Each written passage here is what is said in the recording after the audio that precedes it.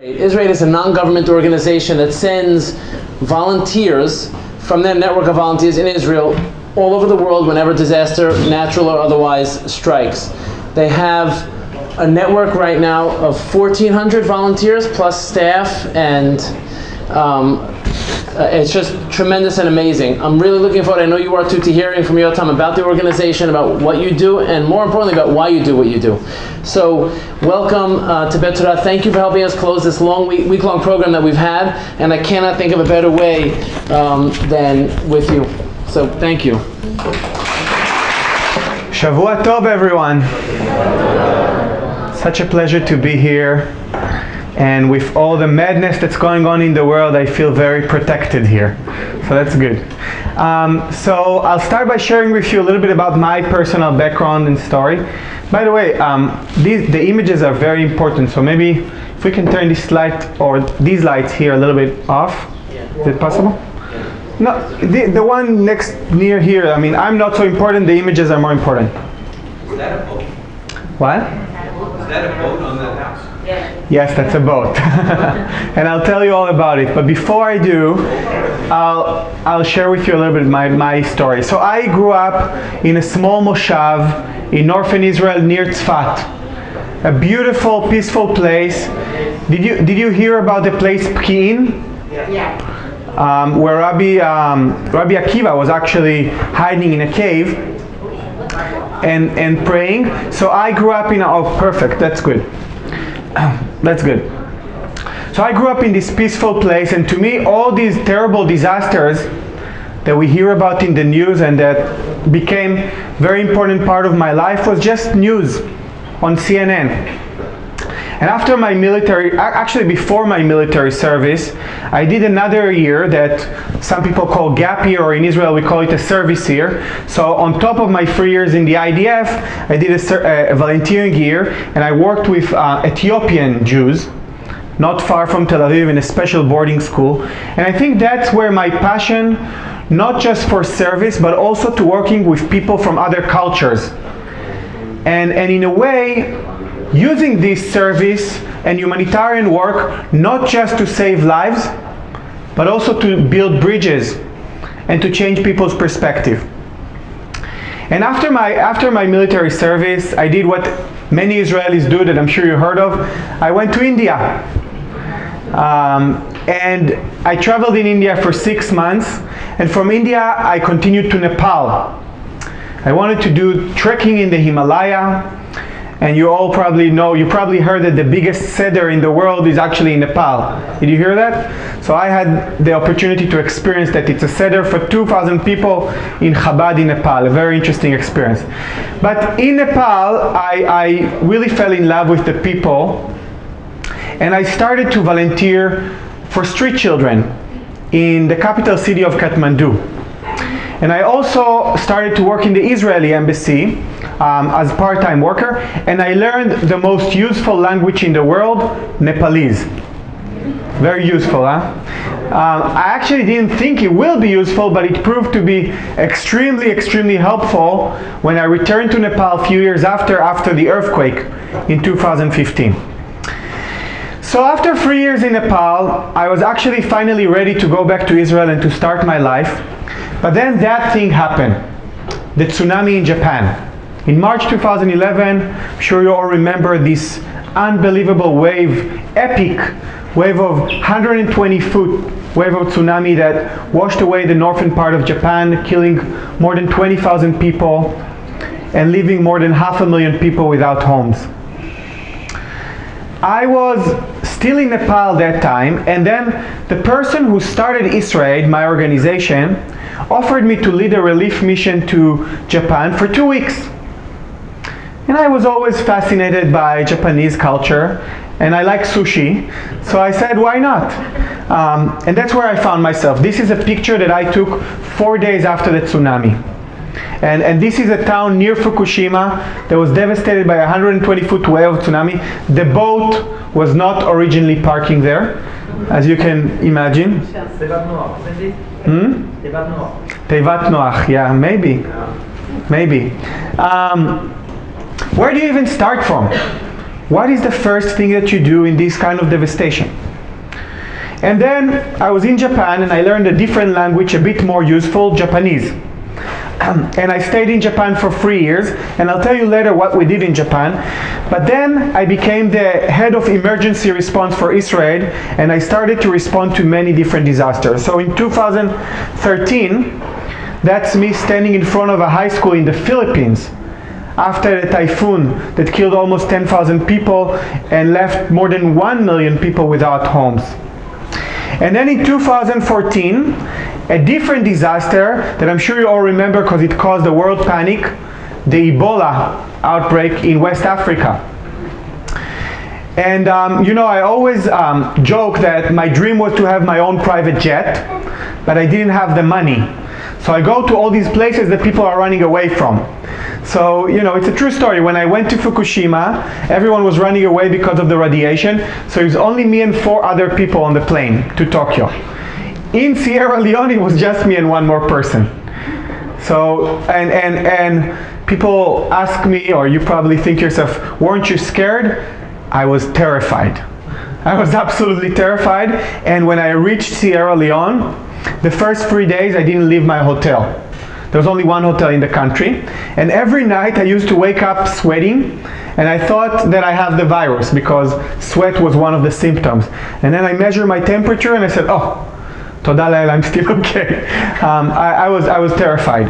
But another thing that kept me going was that my colleague, who is actually the co-CEO, who is an Israeli-Canadian guy, when I was going to the Ebola, he was leading a relief mission to Iraq to help people who suffered from ISIS.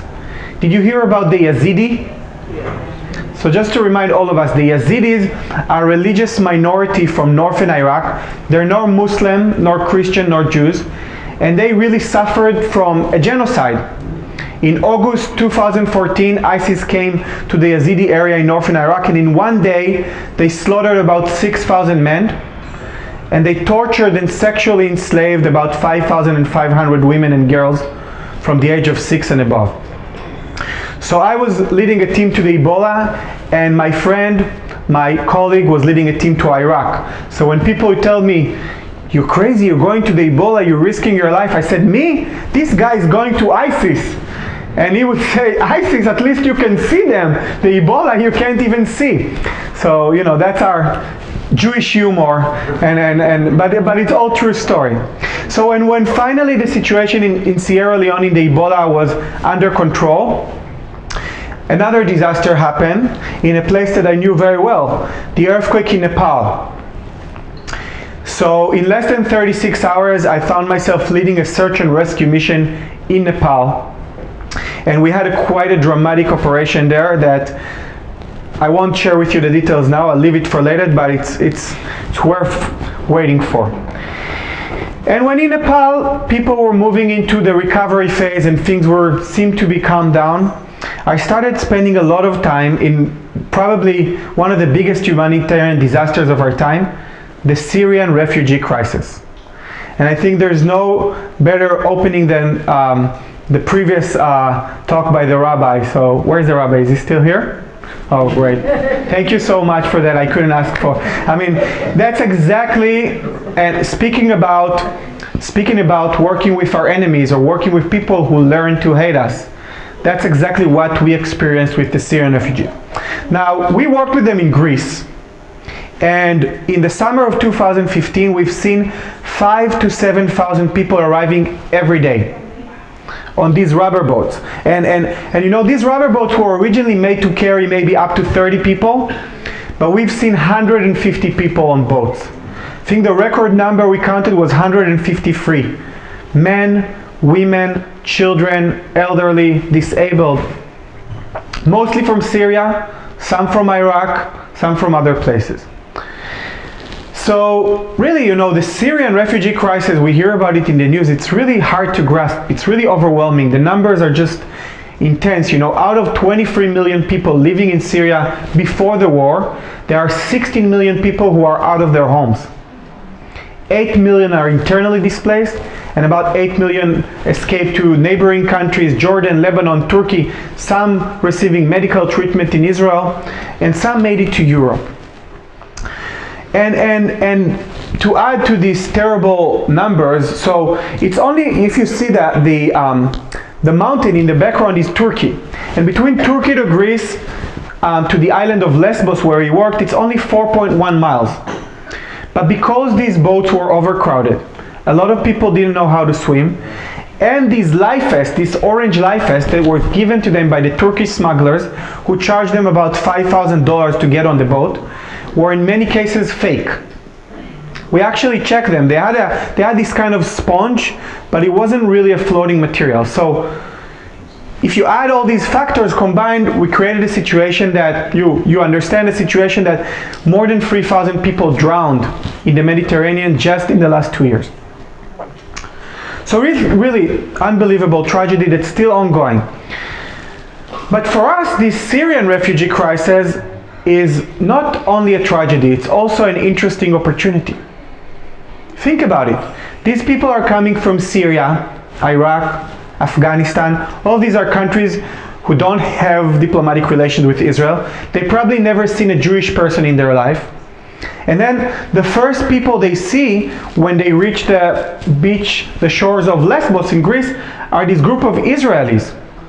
And Israeli doctors and nurses. And you know, our Israeli identity is quite visible. As you can see, the organization is called IsraAid. We have this big Star of David on our shirt. So we always joke that they probably think they took the wrong boat. They probably think they ended up in Haifa, or in Tel Aviv, or Ashdod, or God knows where. They wish. Maybe they wish. Maybe actually some of them wish. Some of them really wish. And so it's really an unbelievable situation, but also an interesting opportunity to build bridges and to change people's perspective.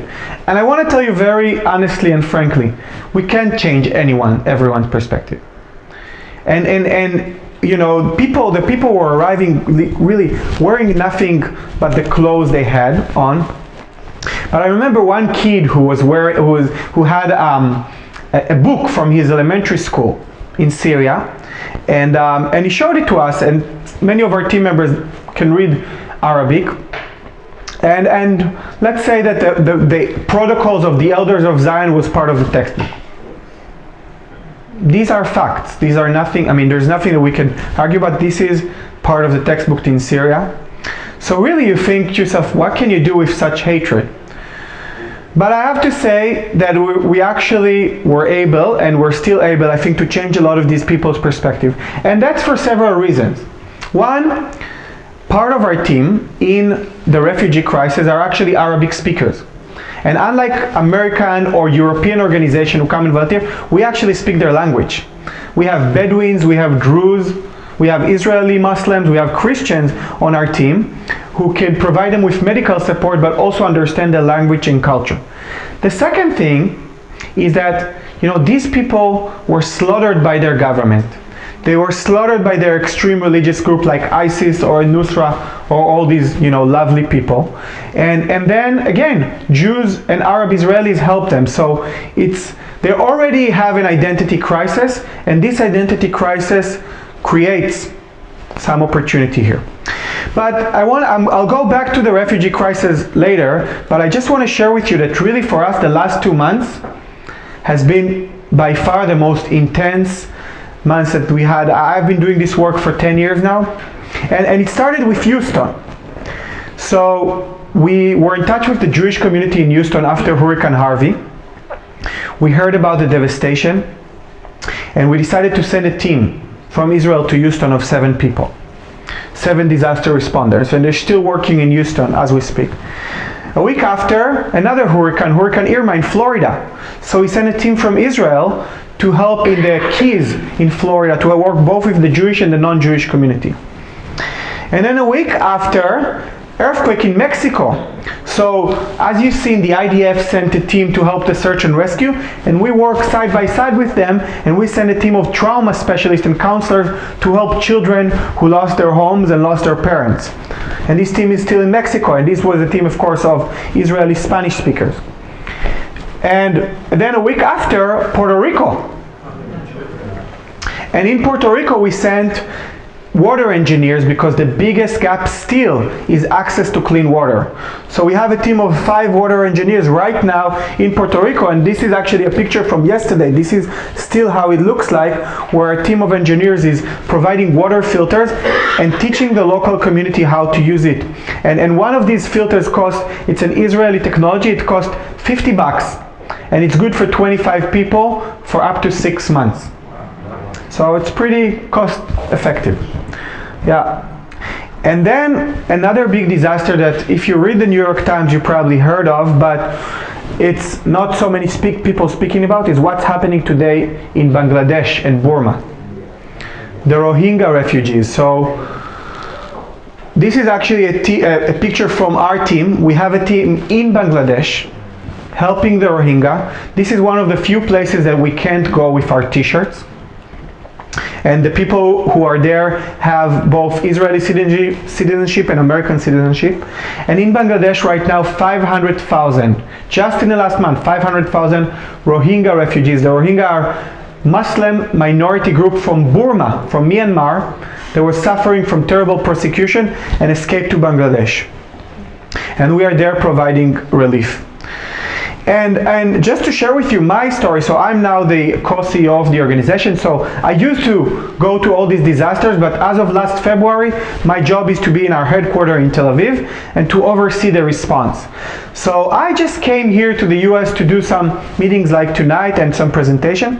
And our office in the US, our only office is actually in California, in Palo Alto.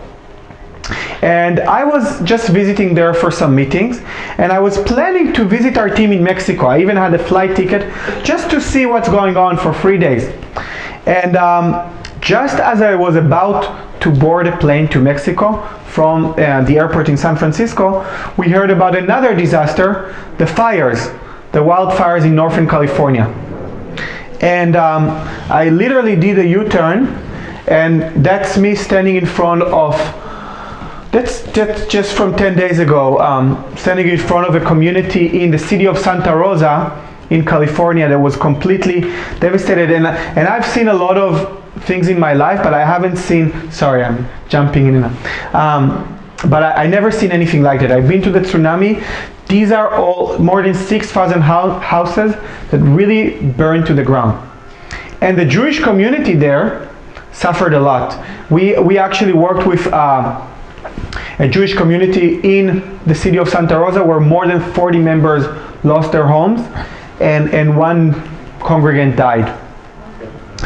So, it's really overwhelming, all these disasters. And people ask, with all the respect, Israel, such a small country, and we have 1,400 volunteers and about 270 staff that are now working in 19 countries. We're really spread very thin. So I always ask people, where do you even start from? It's really overwhelming. And I was giving this talk in Harvard, at Yale, at Stanford, at all these great schools. And when I ask the students, what do you do? They start to think about very sophisticated answers. But when I gave this talk last week in a Jewish high school in DC, the kids said very clearly, you look for survivors. And that's really a universal truth. The first thing you do in each of these disasters is look for survivors. Unfortunately, in many cases, we couldn't find survivors. In Mexico, the IDF rescue team found a lot of people, but none of them survived. And in the tsunami in Japan, we couldn't find anyone alive. We treated a lot of people there who suffered from trauma, but people who was in the tsunami couldn't survive. But sometimes, every once in a while, you get to experience a real life miracle. And I think it's, I always call it's like a Hanukkah miracle. And one of these miracles for me was in Nepal after the earthquake. So as I told you, I speak Nepalese, a very useful language. And I went to Nepal. When I heard about the earthquake, I was immediately got on a plane, and I was there in less than 36 hours. But I was alone. And we had a search and rescue team of 15 of the best rescuers in Israel ready to deploy. But we had a serious problem, because as soon as I landed in Kathmandu in Nepal, there was a second earthquake, an aftershock. And thank God no one was injured in this aftershock, but the airport wasn't functioning. So the airport was shut down. So we were stuck. I was there already, but by myself I can't do much. I needed my team, and the team was waiting to deploy in Ben Gurion Airport. The airport in Nepal was only reopened in the morning of the 4th day, very late. So our team made it there in the morning of the 4th day, and we all know that in order to find survivors, the first 72 hours are the most critical. Beyond the first 72 hours, the chances are really, really low. But we decided to give it a shot anyway, because we were already there. And I knew the head of the Nepalese army, so I asked him if he knows about a building where there might still be survivors. And he told me, well, he wasn't very optimistic, but he said there was one building that used to be a 5-story hotel in Kathmandu, and according to his sources, there were still 22 people buried under the rubble. 22 people. So we went there, we went to this building, and we drilled a hole, this hole that you see here, and we started to pull out people. But unfortunately, we couldn't find anyone alive. So in the first day of the operation, we pulled out 12 dead bodies. In the following day, we pulled an additional 9. So a total of 21 people. So we thought we couldn't find anyone else, so we thought probably the local community, there was some kind of miscalculation, so we asked the local community if there was any person they couldn't recognize.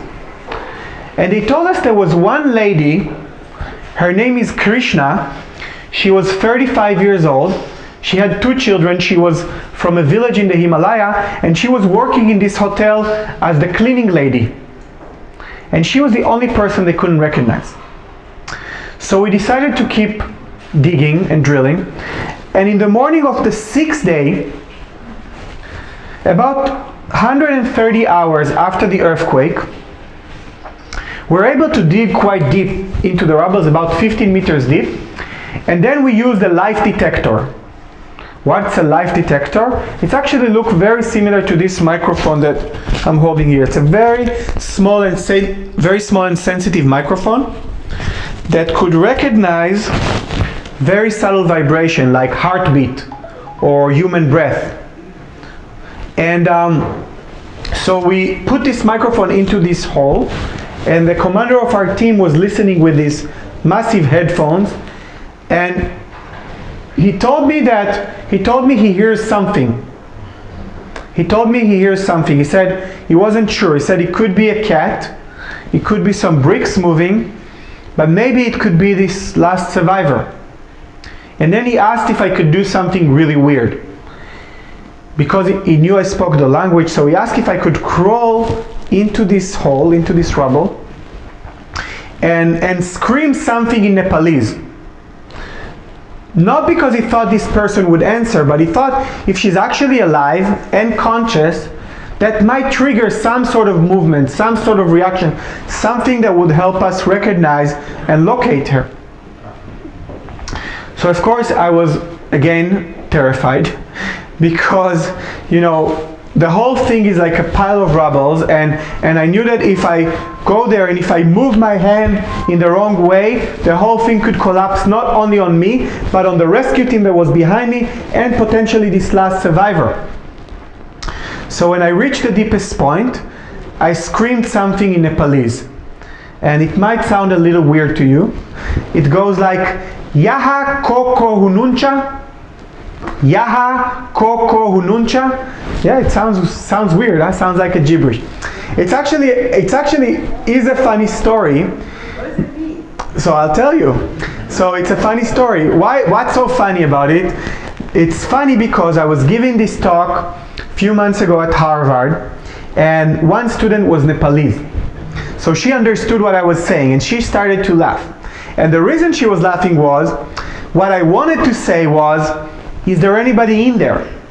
But I was so overwhelmed and so stressed with the situation, so I ended up saying something a little bit different. I ended up saying something like, excuse me, is there anybody in there?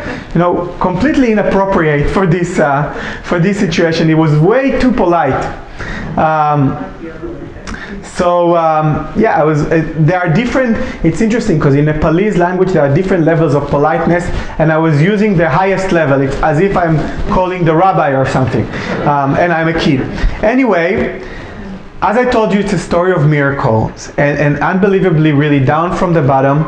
Not only that we were able to hear movement, but this lady was actually able to make a sound.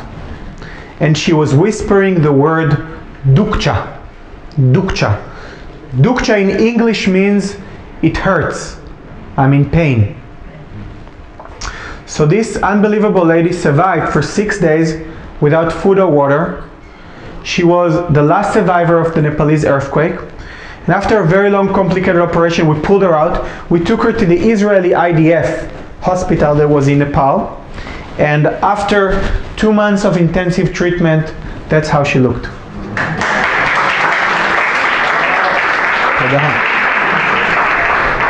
And that's how she looked today. When she's back, when she's back with her children in the village. Miracle number 2, that was even more interesting. In Greece, with the Syrian refugees, we all work with the phone application WhatsApp. Do you know WhatsApp? Of course, it's an Israeli app. We are very proud of it. And everyone uses it. The volunteers use it. What? You know the person? Okay. Well, so everyone uses it in Israel, and all our volunteers use it. But what we were surprised to see is that also the refugees use it in Syria. But that's unrelated to this story. So the way we work in Greece was that every time a boat came, we had a WhatsApp group of all the people on the shore, the doctors and the nurses. And we would get a message that a boat arrived with the location and with some kind of description. This amount of people arrived, children, disabled, etc. And one day, our team got a message that a Syrian pregnant lady arrived on the shore. A Syrian pregnant lady arrived on the shore. Now, as I told you before, we saw 5,000 to 7,000 refugees every day arriving on this boat. And our team that was working there for a long time was Iris, who is this Israeli Jewish doctor from Tel Aviv, and Malek, who is a Bedouin nurse from Beersheba.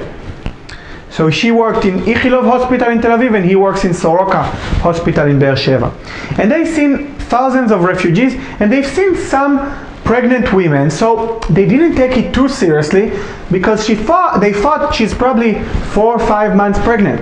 So they texted back on WhatsApp, how far is she? The volunteer from the other side, who stand here on the left, immediately called them screaming, I can see the head. That's how far she is. Yeah, true story. So they went there, and this lady arrived on this boat. As soon as she reached the shore, her water broke, and this is her head, and and they really conducted the delivery on the spot, on the shore. And thank God the baby is healthy, and after the delivery they took him to the only hospital in the island. And after a few months, when the family made it safely to Germany, they were going to Germany, they sent Iris a picture on WhatsApp, again, of the baby with his older brother, and they told her that she's like his second mother. And I think for every doctor to hear that from a patient is unique, but for an Israeli Jewish doctor to hear that from a Syrian Muslim lady is quite an experience. And that's really the essence of our work. The essence is we have an opportunity here. And my story about my experience with the Syrian refugees was on that day. So one day we got another message on WhatsApp that a boat capsized just before it reached the shore. So we rushed there, and thank God that day we weren't so far, so we were able to pull everyone out and no one drowned. And I was carrying this, that's me by the way, I look older there, but maybe I was a bit stressful. So I was carrying this very cute Syrian, 2 years old I think, she's about 2 years old, and half of her body was in the water, and she survived, but she was really shivering and shaking, and she was suffering from severe hypothermia. Now, I'm not a doctor, but we have great doctors on our team, so I handed her over to our doctors and they treated her, and after a few hours she was okay. She survived. Her father, who was not at all injured because he was able to pull himself out, was standing there watching us, and he was shocked. He couldn't say a word. He was really standing like this with eyes open. You know, and I realized he probably was shocked to see Israelis and Jews treating his daughter. And then when he finally opened his mouth, he spoke fluent English. And I learned that he was actually an engineer from Damascus, a very educated guy. And he said something that I always quote. He said, "My worst enemy became my biggest supporter. And the people who are supposed to protect me back home in Syria are chasing me away." And of course he wasn't so dramatic like me, but that's what he said. That's what he said, and I have other witnesses there. And his name was Feras, and he was, as I said, an engineer from Damascus. And after this situation, they continued with his family to Sweden. Sweden was his final destination. And we became friends on Facebook, me and him. And because, you know, that's what you do. You become friends on Facebook. And I don't know if you remember, but about a year ago, there was this, the wildfires in Israel. Do you remember that? Yeah. Terrible wildfires in Haifa and all over the Upper Galilee. And as I told you, I'm from this area. So actually there was a fire about 2 miles down the road from my parents' home. And I was really stressed, and I wasn't in Israel that time because I was somewhere in the world. And I felt really bad that I'm not in Israel at that stressful time. And then I get a message from this guy, from the Syrian guy, asking me if everything was okay back home. And I told him, well, actually, no, it's not okay. I'm very stressful, and there's a fire near my parents' home. So he said, how can I help? And I thought he was just being polite, so I told him, oh, that's very kind of you. Thank you so much for your support, but I didn't think he was serious. But he said, no, we are a group of 5 Syrian refugees that you pulled out of the water, and we wanted to book a flight to help you guys in Israel. And I said, I don't know if they'll give you the visa, but they didn't have to come because thank God after a few hours the situation was okay. But to me again it was a stamp of approval. We can't change everyone's perspective, but we can definitely change some. And another beautiful story about building bridges is actually from Houston, from just a month ago. You know, I told you about the Yazidi refugees. And the Yazidis really, they see themselves very connected to the Jews, because they're a religious minority in a difficult neighborhood. They suffered from a genocide, and when they contacted us and asked for support, they told me, we really need the Jewish people to step in and help us. I said, you mean you need our financial support? They said, no, we need your mentorship. You've been able to build your country, to build your communities here in the US, and we are now, after our genocide, we really need your help. So for us, the Yazidis are a special group. So we have programs with them in Iraq, in Kurdistan actually, in Greece, and even in Germany. And very few Yazidis made it to the US. Very, very few Yazidis made it to the US, about 4,000. And they are based in 2 main communities in the US. The biggest Yazidi community, you will never guess where it is, so I'll tell you. It's in Lincoln, Nebraska. Very random. The second biggest community is in Houston, Texas. So I know the head of the Yazidi community in Houston, Texas. His name is Haider, very nice guy. So when Hurricane Harvey hit Texas, I immediately thought, before even I thought about our Jewish brothers and sisters, I thought about the Yazidis, because I said, oh my God, these people suffer the worst atrocities a person could think of, and now on top of that, this terrible flooding. So I immediately called him. I didn't think he would answer because there was no phone connection and electricity in the first days, but he actually answered and he said, Baruch Hashem, thank God we are okay, because our houses were up on a hill. But we heard that the Jewish community suffered a lot, and we want to help you guys.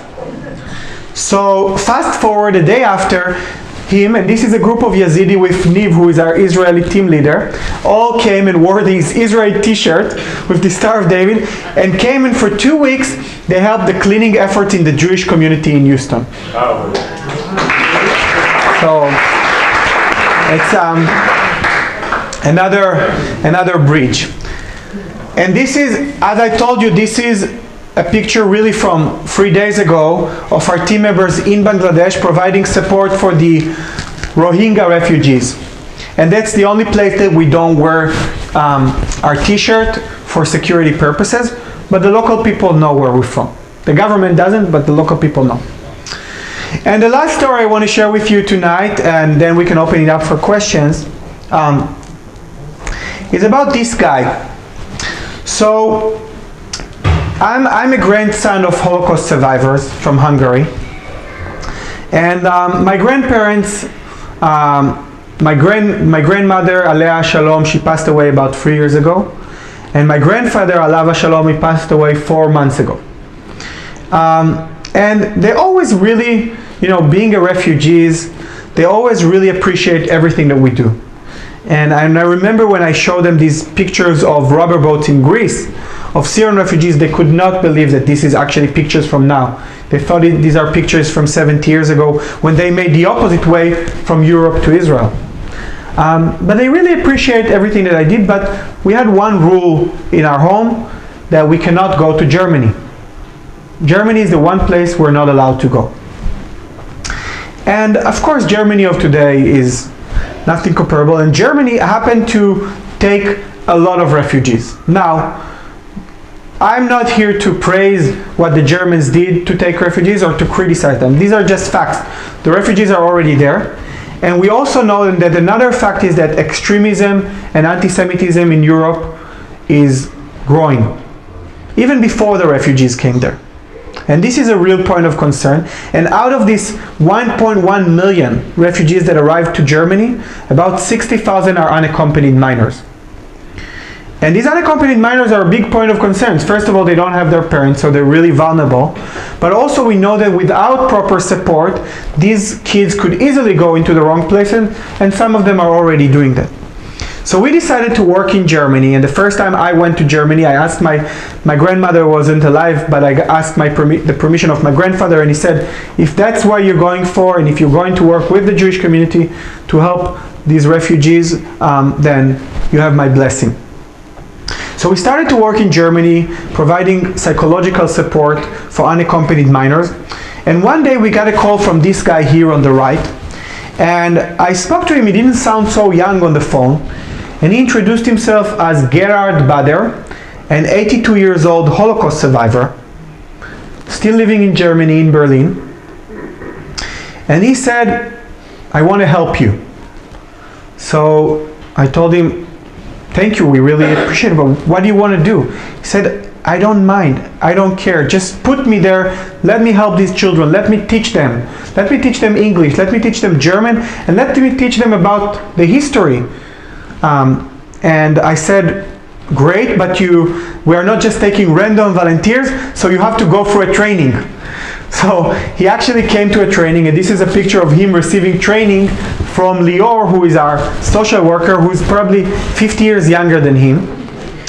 And since then, this guy, and it was almost 2 years ago, is coming twice a week to a refugee shelter, teaching unaccompanied minors from Syria.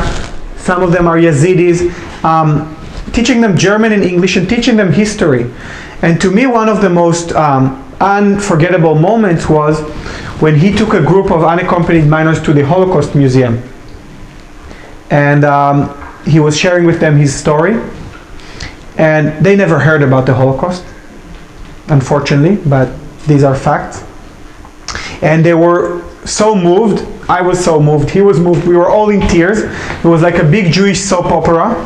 And no, and to me, really, being able to work with people like Gerard, not only saving lives, but also building bridges and change people's perspective, I think it's a combination of why we're doing it. We're doing it because we believe it's the right thing to do. We believe it's the Jewish thing to do. But we also believe that it's creating peace and bringing shalom in our cities. And our cities are not just our cities the way we see it at IsraAid. Our cities are not just our cities in Israel. Our cities are the global community. And we really do believe that we have a role to play here. And I invite all of you to join. Thank you. Toda.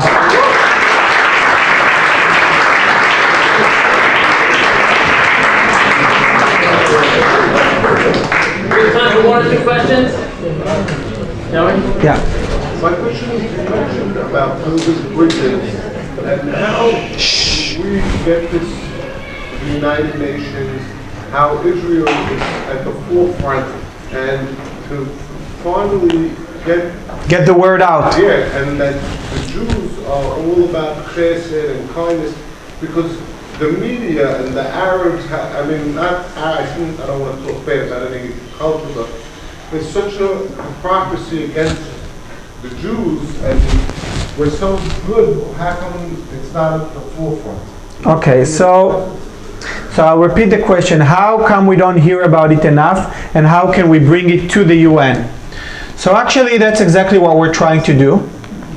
And we can't see it well, but that's me. We just had a very big event in the UN a few months ago where I came together with a Yazidi survivor from ISIS, and we spoke about both the genocide committed by ISIS, and she was sharing her testimony, and we shared what we are trying to do to help. And it's a process, and we want more and more people to hear about it. And the truth is that I'll be very honest about our organization. It's a very Israeli thing to be hands-on and to be on the ground, but we need much more support in spreading the word and in reaching out to people in key stakeholders. So we need help, and that's one of the things that I'm trying to do more and more now here in the US. I can share is that recently, like for example, the Greek Prime Minister, when he visited Israel, he asked to meet with our team and hear advice. Prince William visited our program in Japan. The Pope visited our program in Haiti. This lady, who is the First Lady of Sierra Leone, the wife of the president, she was so shocked to see Israelis coming all the way from Israel to help in the Ebola that she told me the first country she's going to visit when Sierra Leone will be declared Ebola free is Israel, and she did. We hosted her and her husband, the president, just last summer. So, and even the press, slowly but surely. I don't know if you know the guy Nicholas Kristof. Yeah. He's a real Israel lover, no? But he actually wrote a beautiful story about our work with the Syrian refugees in the New York Times. You can Google it. I'm not joking. This is here quoted, and it's getting there. Unfortunately, when we see one article that supports us, the following day we'll see 5 articles against Israel, and we have a long way to go. It's true. We have a really long way to go, but we're getting there, and we need all your help. That's the truth. Next question. Yotam? Yeah. Your budget, from where? And thank you. This is can come in to help. Thank you. So he asked about our budget and from where and how can we help. So thank you for that. The budget right now we have, as I said, 270 paid staff in 19 countries and 1,400 volunteers. And the volunteers are very important because these are doctors, nurses, engineers, psychologists who have their daily job, but they go on a mission with us once or twice a year. So our annual budget this year will be about $7 million US. And it goes a long way. Again, one of our advantages that I'm always proud to say that unlike, for example, the Red Cross, who have a $4 billion budget, and are coming and building things and distributing things, and there's a lot of different criticism about the way these big organizations operate. We are very hands-on. We're focusing on saving lives, and then after, and again, I didn't have time to share, we stay with the community to help them rebuild and to help train them so they could support themselves, which I learned is the highest level of chesed. Yeah, not giving people fish, not even teaching them how to fish, but teaching them how they could build their own fishing ponds and fish nets, etc. And the sources of funding, so about 60%, 50 to 60% comes from private donors, both in the US and in Israel, and some in Canada. And then about 30%, and you'll be surprised about your question, comes from international organizations like the UN and the World Bank, and some of the places where we operate, like the Japanese government, the German government, small part from the Israeli government, not because they don't want to support, because unfortunately I don't think they have so much budget. They use a lot of budget when they send the IDF, but and the budget from the UN, it's a bit tricky because the people, the UN funds an Israeli group, they actually do, but it's not a decision that comes from the headquarters here or from Geneva. It's a decision that comes from their field offices. So in Sub-Saharan Africa, for example, the regional office are not dealing with politics. They just look for professional organization on the ground that are doing the work, and that's how they support us. I don't think this decision could have been made with what's happening in the UN here right now, but I'm very, very happy to say, and we're getting mostly the support from UNICEF for our work with children. Yeah. One more question tonight? Yeah. Regarding these 5 engineers from Germany, have you recruited them to be a central or maybe an auxiliary? Sorry, the Germany? The 5 Syrian from Sweden. No, it was one engineer. I don't know about the other 5. We didn't recruit them. They are in Sweden. We did recruit a Syrian guy who is studying here at Yale. And we started a program for college students this last summer. And by the way, we had quite a few Orthodox college students who came with us to the different operations, and they did a summer internship with us. One of the people who came with us was a Syrian refugee who goes to Yale. So it's happening. These are some of the students that we had with us here. I wanted to say, you asked how can people help?